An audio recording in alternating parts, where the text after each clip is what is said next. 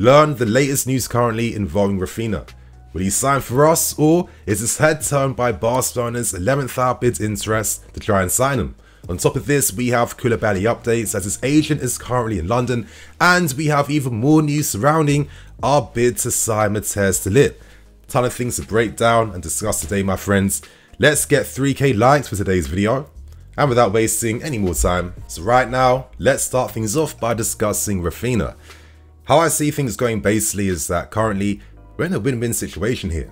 We know that we made efforts to sign Raphinha, which has forced Barcelona to have to react, which tells you everything currently about their situation involving signing Dembele to a new deal.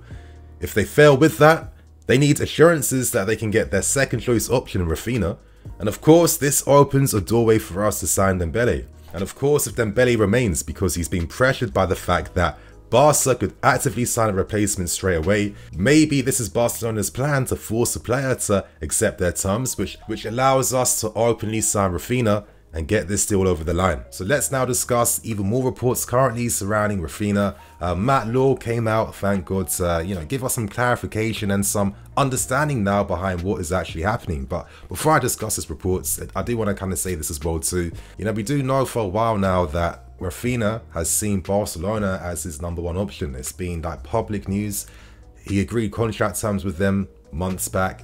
And essentially it's come down to Barcelona finding a cash injection, some money now to be able to commit to many moves and signings. We know that Chelse and Christensen, they aren't even registered at this point in time because they're still waiting for some funds to come through and be cleared. We're seeing how Barcelona are struggling at this point in time to sell De Jong, who really doesn't want to leave them, to sign for Manchester United. And we're seeing how they're even stalling with their efforts now to sign Lewandowski from Bayern Munich. The leaked photos of Deco pictured alongside the Barcelona directors. I know at the time maybe people were thinking, oh, it's only just because it's a birthday party for Laporta, that's why he's there. But I just think that maybe that's up to fans' sake.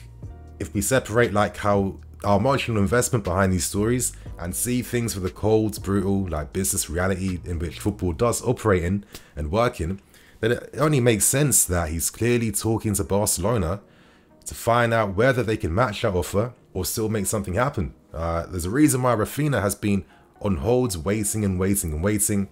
And I think for the player, it's simply this. His dream is to play for Barcelona. That's a dream of many players. That's the dream of many Latin players in particular as well too. And it's not like you have this opportunity every single season. The unique circumstances have fallen into place. So it makes sense why he would prioritize a move to Barcelona. But at the same time, sentimentality doesn't really just like roll over players' heads, because the #1 thing is they are professionals first. That's what matters.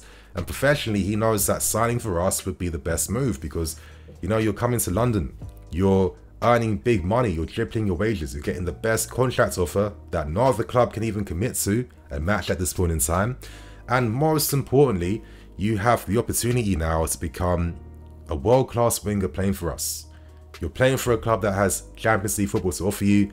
You're playing for a club that has a better supporting cast around you to get the best out of your game and hopefully help you stat pad more because you have better players around you to take advantage of your movements, your skills, your passes, etc, etc.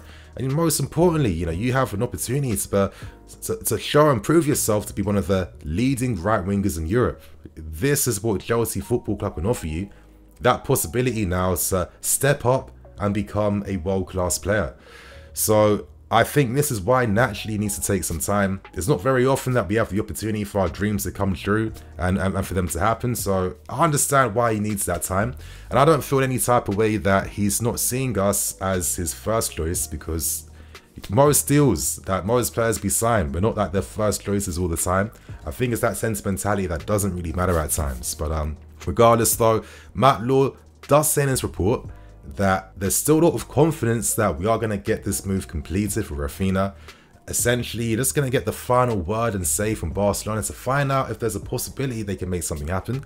But as reported by Romano on top of this report, we are going to get answers from Raphinha probably in the next few hours or potentially over the next 48 hours. Matt Law reports that Barcelona currently, they're working on a deal worth around 200 million, which involves them selling off parts of their club media rights. So you'd imagine that whoever is buying the media rights to Barcelona is making an absolute shit ton.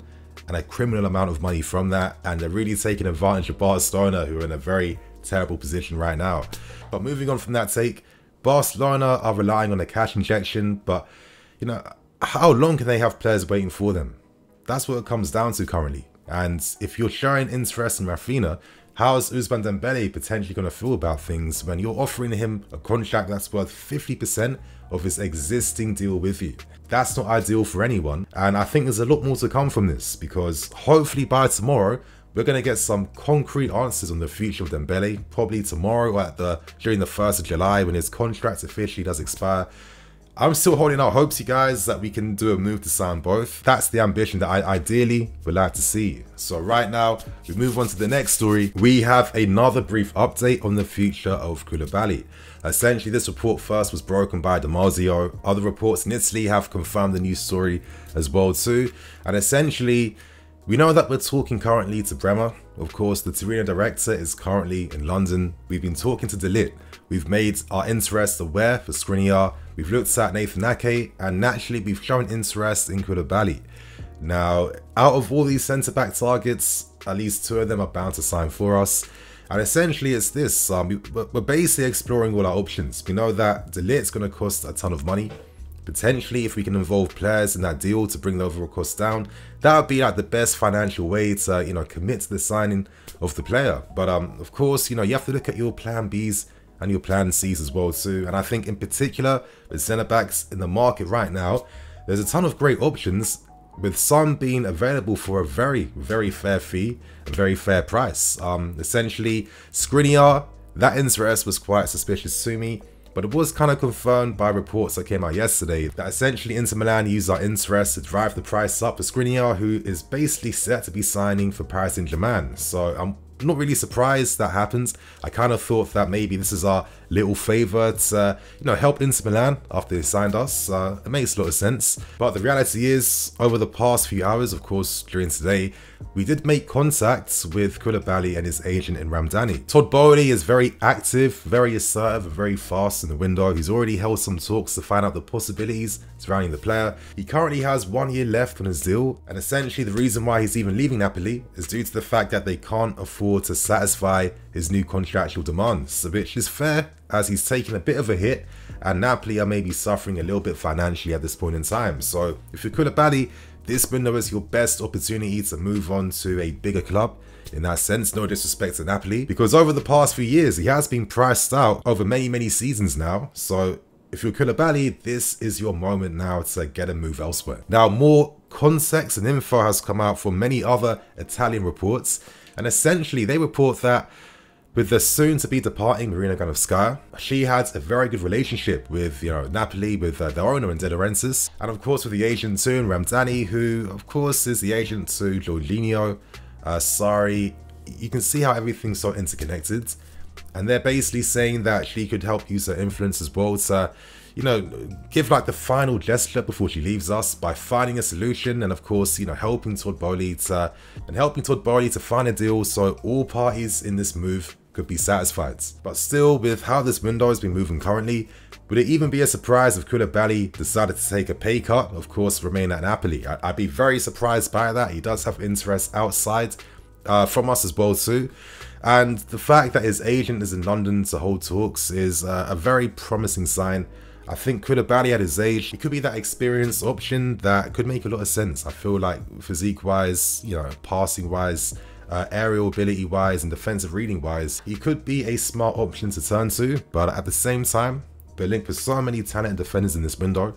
I feel like we can do business for all of them, depending on whether the negotiations, of course, are in our favour. So how do you guys find this news? Would you like to see Koulibaly here? And now moving on to the big updates currently surrounding Raphinha. So now let's end things with the final report and let's discuss the latest news on Matthias de Ligt, because currently for me, I'm seeing a bit of a domino effect starting to take place right now. It's interesting that Juventus are looking at Kimpembe and Koulibaly now as potential replacements for de Ligt. And if we were to sign de Ligt, Juventus sign either one of Kimpembe or Koulibaly, this means that then Paris Saint-Germain are replacing Kimpembe, for example, with Skriniar. They can replace Skriniar then with Bremer, and everyone gets to eat. I could see this being the situation to sign De Ligt. I think with all the efforts we're making and the fact that Tuchel ideally wants to get his first choice guys he wants, it only makes sense that De Ligt will be the priority now to try and get this move over the line. Now, originally, Juventus aren't too keen to have to sell De Ligt, but there's some acceptance now that the player has to be sold because it seems like the player wants out, as he's not committing to the new contract offer that has been sent his way. Essentially, it comes down to the fact that the release clause added in this new deal is not low enough for De Ligt to be tempted to take their extension, and essentially he's saying no, he has ambitions, and it leaves the door open for him to be moved on now and leave Juventus. It does mess up Juventus's plans though, because they had hopes of De Ligt being the successor to Chiellini. Of course, we remember Bazzagli, Bonucci, Chiellini, one of the best back threes in Europe over the past 10 years. Naturally, Juventus want leaders to replace legends in defense like this, but it does seem like De Ligt right now sees his future away, and he's very excited by the fact of signing for us and of course coming to the Premier League. But as revealed now by Juventus's CEO, they're accepting that De Ligt wants out, and they're not going to keep players that don't want to remain here and be here. Of course, they made a mistake with Paulo Dybala, the fact that he's left on the free and they're not earning any bit of transfer income from the player. It's a massive L, and De Ligt could easily bind his contract down for the next 2 years, leave on a free, earn even more money from signing on fees and accumulating massive wages as well too, and Juventus would miss out financially. So they're looking to get as close to that release clause as possible, even though, in my opinion, they'll have to accept the fact that they'll have to reduce their demands for the player because the market is not as strong and as powerful as it used to be. But anyway, you guys, let's hear what De Ligt had to say after he gave his thoughts on the contract situation with Juventus. As he says, there are negotiations, I can confirm that, but there isn't already an agreement as has been written. I always look at what's best for me, taking the project into consideration. 2 4th place finishes aren't good enough. We'll need to make big strides in the right direction because we're talking about disappointing results. Juventus is a club that wants and has to always become champions, and some people may feel like it's the player being cocky and arrogant, but we have to understand we're talking about sports stars playing for the biggest clubs in the world. They're literally like, ambition is in their bloods, competition, values, these things are important. I think as fans, maybe we can take things the wrong way and maybe be a bit too sentimental at times, but we have to accept the nature of these types of champions and these types of top class players. So it only makes sense that if demands aren't being met at Juventus, he's going to keep things moving. And considering that he's already won literally every domestic title now with Juventus, it is like he has completed Serie A, and this could be the opportunity for him to move on now and test himself in a more physically demanding and faster league. At this point in time, that our initial bids of Timo Werner plus 40 million euros was literally turned down instantly by Juventus. However, more of our players now are starting to be discussed as potential player exchanges, with those 2 players being Jorginho and Christian Pulisic. I think Pulisic, I'm not too sure about this one. Let's not forget that this guy costs us 60 million, and I think that if we were to sell him, we'd probably get around 50 or more. So I'm not too sure if we can just help Juventus out like that. But Jorginho for me would make more sense, getting him off the wage bill, knowing the fact too that his agent has promoted his client's services back in Serie A, the interest they have back in Serie A too. So I feel like him plus more money could make a lot more sense, and we can maybe cash in on your Timo Werner's, Pulisic's, and other players that do want to leave. So we're going to get more answers in the next few days now, as we are starting to prepare a new approach and bid to sign De Ligt. It seems like he is our main option and choice at this point in time, even though we are actively holding discussions and talking to the agents of other defenders. So things are starting to heat up now and looking quite interesting. And you guys, on that note, I'm going to wrap things up, keep things moving. Thank you for watching. I'm NiniFC, this is BlueLionsTV. I'll catch you guys later with some more videos. Cool.